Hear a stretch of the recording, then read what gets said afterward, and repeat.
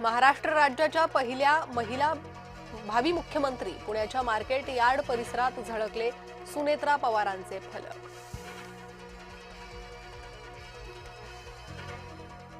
मुख्यमंत्री देवेंद्र फडणवीस आज त्र्यंबकेश्वर दौऱ्यावर, गोदा ते नर्मदा जलयात्रा अभियानाचा शुभारंभ।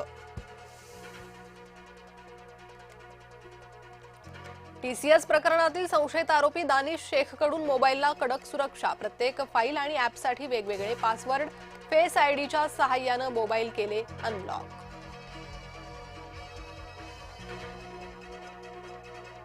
भोंदू अशोक खरातवर आणखी एक गुन्हा दाखल, 8,76,00,000 फसवणूक केल्याचा आरोप, सीए ललित पोफळेकडून मृत्यूचा योग टाळण्याच्या बहाण्याने पैसे उकळले।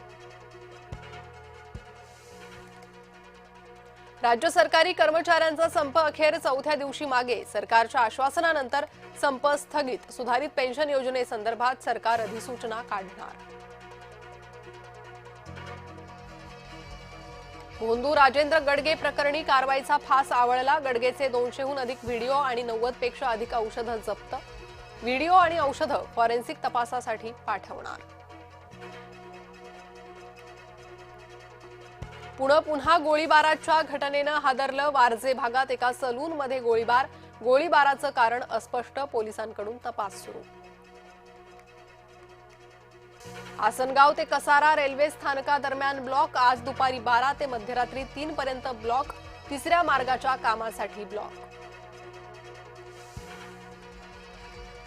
पेटीएम पेमेंट्स बँकिंगचा परवाना रद्द, आरबीआय कडून पेमेंट्स बँकिंगवर कठोर कारवाई।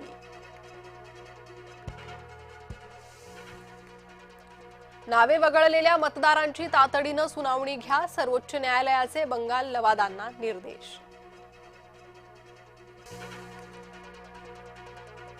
ज्ञानेश कुमारांवर पुन्हा महाभियोग आणण्याची तयारी, इंडिया आघाडीतील पक्षांकडून नवी नोटीस।